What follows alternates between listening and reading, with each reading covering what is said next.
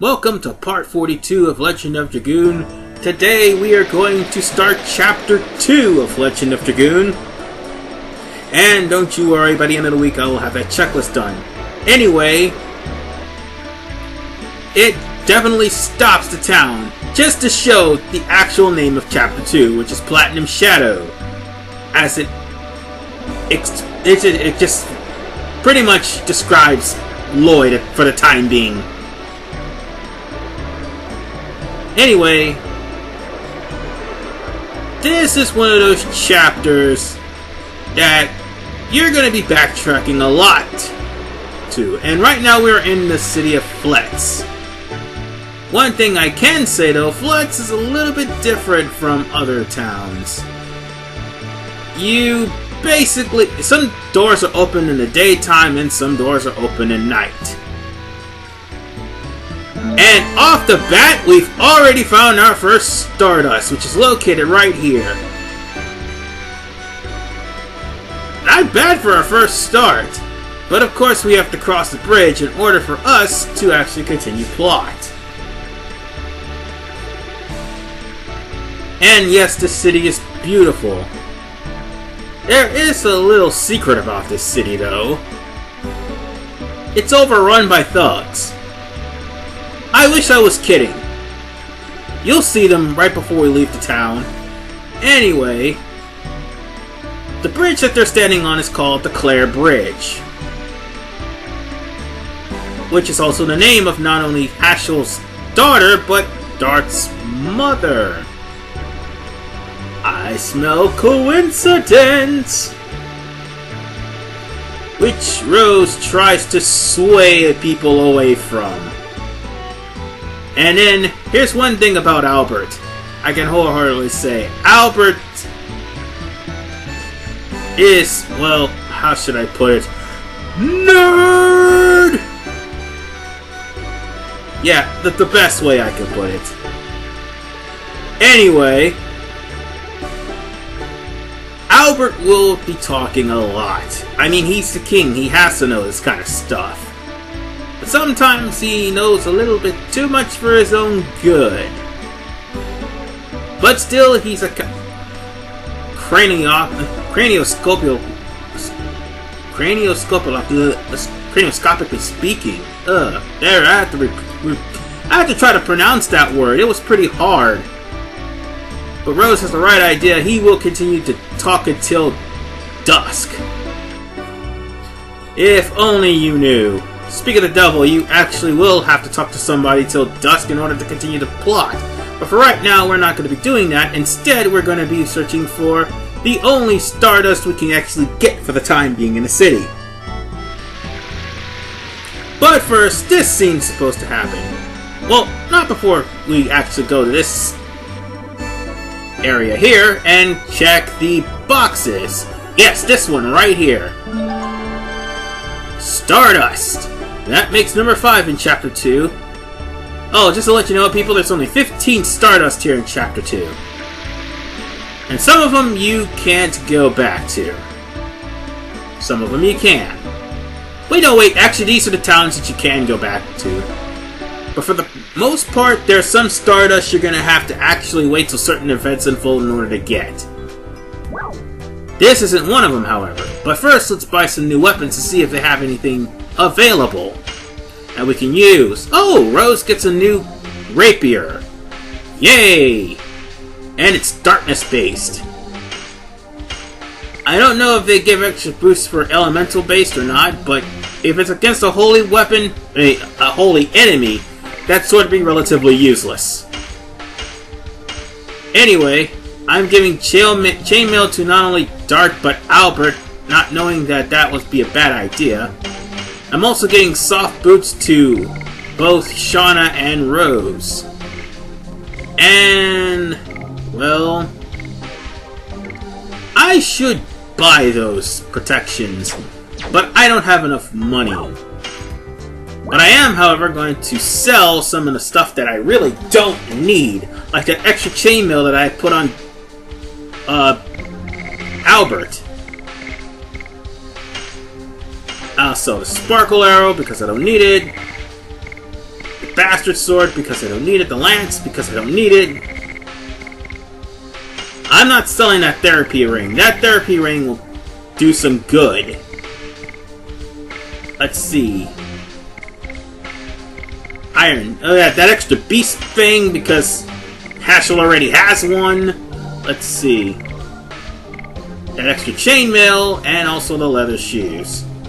I gotta sell the leather shoes. And you know what? When I see Demon Stiletto, I always thought they were talking about her shoes. How funny it would be to see Rose in demonic stilettos. It would be hilarious to see. But anyway, check here in this box of weapons and we've got ourselves another Stardust. Now then, in order for us to continue, we're gonna have to head towards the castle, because that's also where the other star pieces are. Stardust. Why do I keep calling them star pieces? Am I still thinking about Paper Mario, even though I haven't even done an LP on that yet? Anyway. Well, once we get close to the ladders here... Okay, there's nothing in there. That's actually the doctor's office, so... let's not worry about that. And if you talk to the patients, they'll tell you that bandits were the ones that actually did that to the guy laying in the bed. And oh, people are running! That's not good. Is there an unjust ruler here? That can't be true. Well, according to the peasants, yeah. There's an unjust ruler here, and her name is Princess Emile. And from the look of the fear and panic in the peasants, she must be a total, outright cruel and unusual bitch. Which, I gotta say, that attitude of hers is really reminding me of a certain someone I know. You know, I really can't quite place my finger on it, but that person is a real total douche. Yeah, a very total douche. Anyway, this is Princess Emile, and in case you guys haven't noticed, everybody's terrified of her because she acts like a mean bitch. And what's worse, she disses a pregnant lady.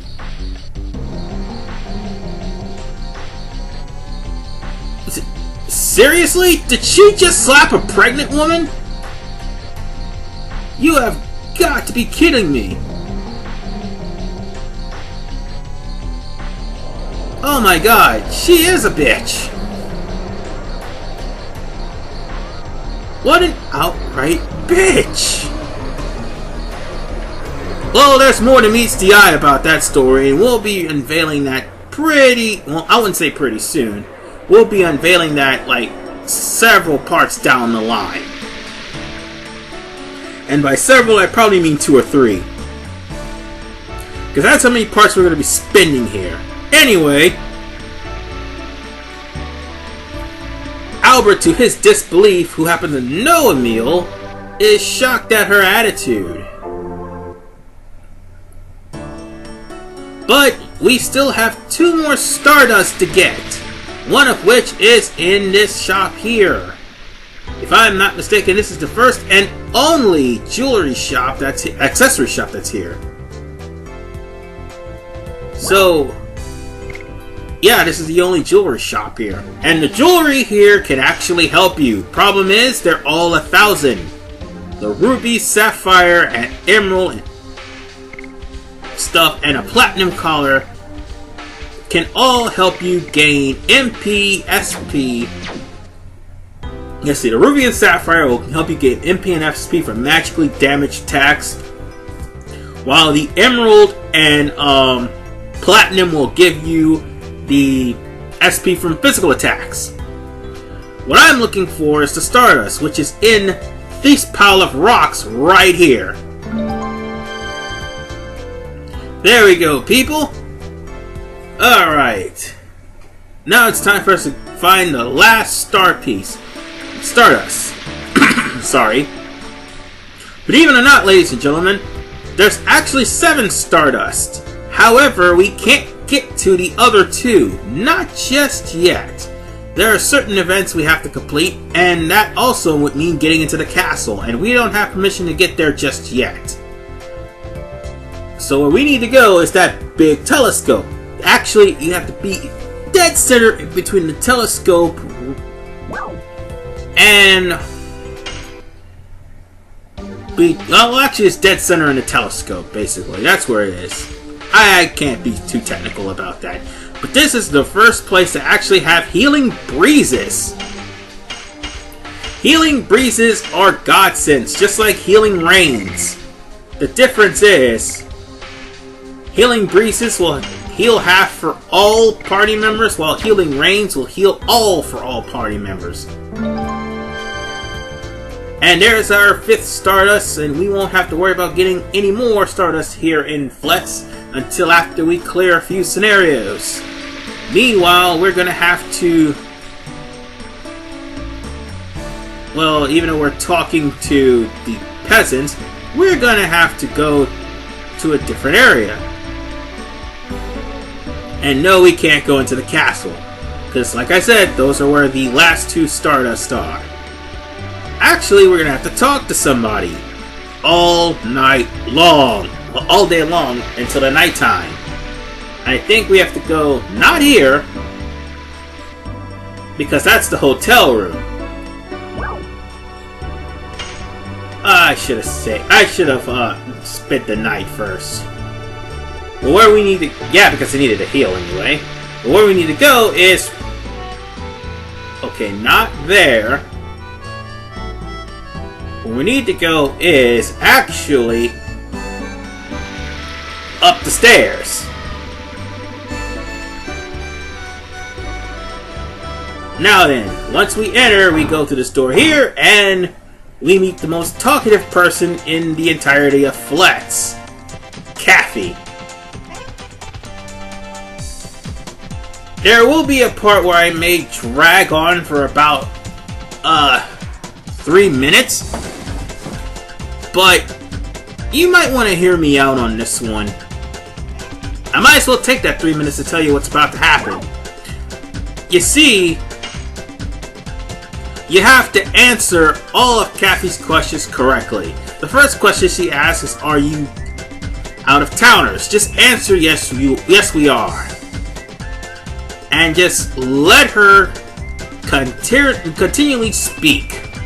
If you choose the wrong answer, she'll start the conversation over. This can get rather annoying.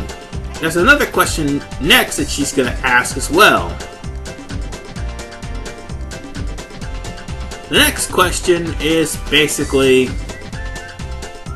about astronomy. This is the one that'll make you have to start the whole conversation all over again with Kathy if you miss it. But she will keep prattling on and on and on. And while we're at it, sorry for this delay here, I might as well say one other thing. We're also going to run into 2 cutscenes this part, so this is a pretty beefy part, just like the part with Dole. So if you're not interested, I can understand.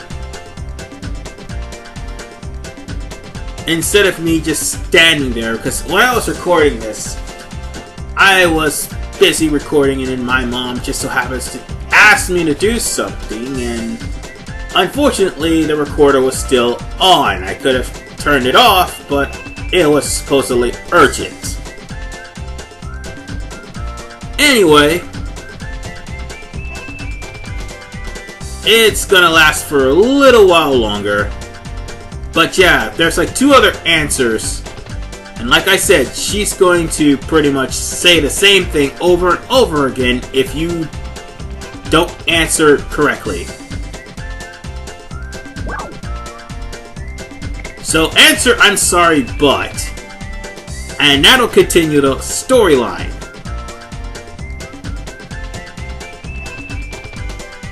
And she just made a gay joke. I'm not kidding, she just made a gay joke. Anyway.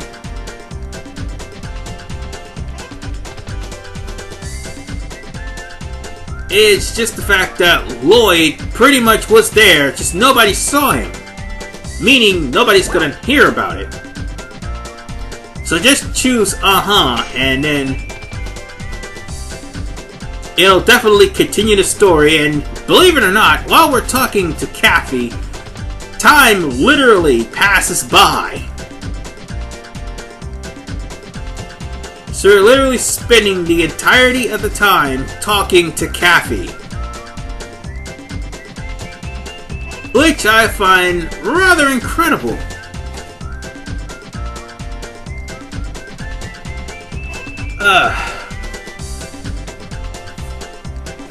And she even mentions the black whatchamacallit. Seems like she caught the attention of everybody.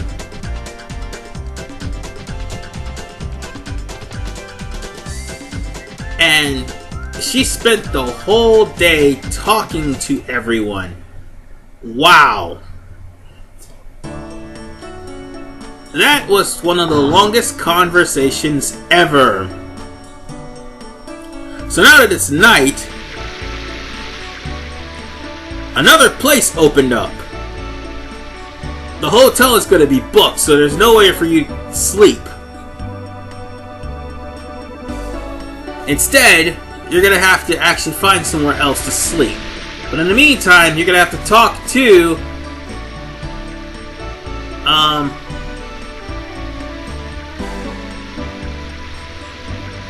Wait, there's nothing there. Anyway... In the meantime, you're going to have to talk to this Nello guy. No, not Nello, I mean... Fester, that's what his name is. So we're gonna have to talk to Mr. Fester. Not related to Uncle Fester. And now we're going to probably see Shauna at her most immature.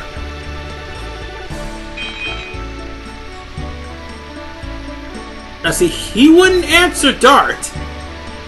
But Mr. Fester will answer Shauna.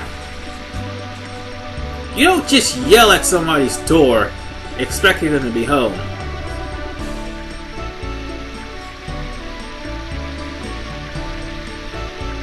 And you know what? I'm starting to think that Mr. Fester may be Herbert the Pervert.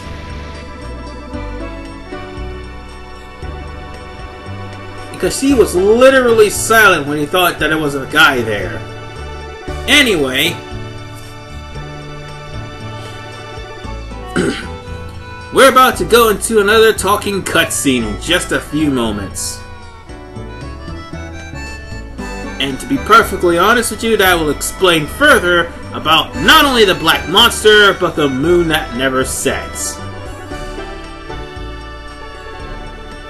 Of course, Dart is interested in the weird matter, however, that weird matter damn near destroyed his town. No, he destroyed his town, but also made everybody in town extinct. Well, just about. Him being the only survivor, and there's other survivors too. However, we'll get more into that once we get into the later on in the game. So I'll shut up during the cutscene. In astronomy, a moon that never sets cannot exist. Cannot exist? That's right. Stars travel the sky by catching the winds of time. But this moon isn't affected by time. It never moves day or night. That's why it's called the moon that never sets.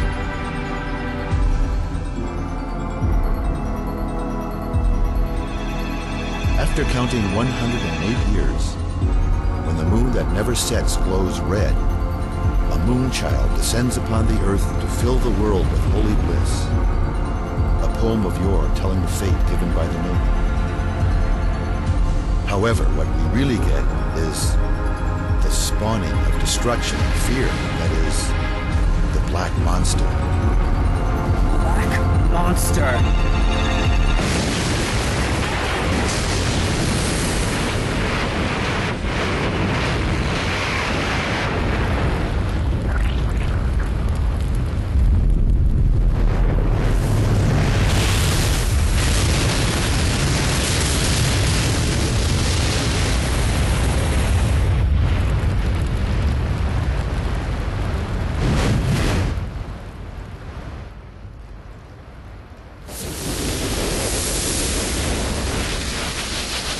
Why a demon, not a blessing? What does it mean? The mystery has yet to be resolved.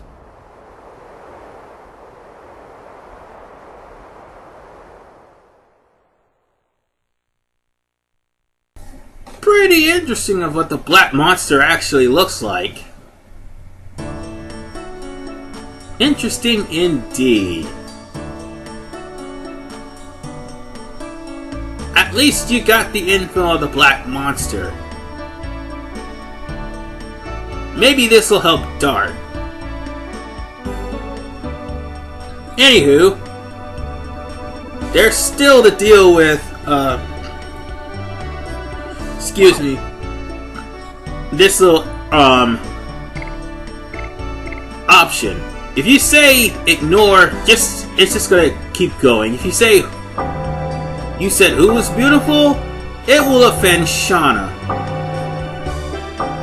Either way, it's just going to advance the plot. You may get a funny exposition from Shauna, but then again, I'd rather just continue the story.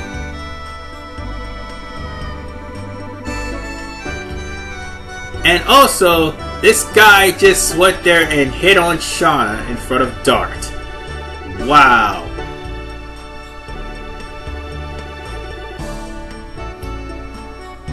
But keep in mind, that Fester guy may be of some importance later on.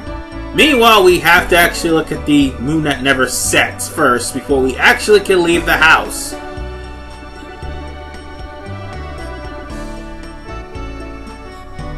Well, that's the moon that never sets. So now, it's time for us to find a place to stay. And there's only two houses open because all the shops are closed. The item shops are closed. And, well, see, there's a bandit right there. Yeah, right. I know you're a suspicious looking person. It's the people that says they're not suspicious looking that are suspicious looking. And of course, once again, you try to sneak into the palace, you're not going to be able to. Excuse me. So we might as well just talk the night away. No, literally, because as you can see, once we get to the inn, the rooms have been full. The rooms have been filled. It's better that I save now because I probably won't get the chance to finish up later. But in the next episode, we will continue the events of Fletz. And not only that, we will be short one Dragoon. Nobody's gonna die, but we're gonna be short one Dragoon. Just letting you know right now. This is RVman985. See you guys next time.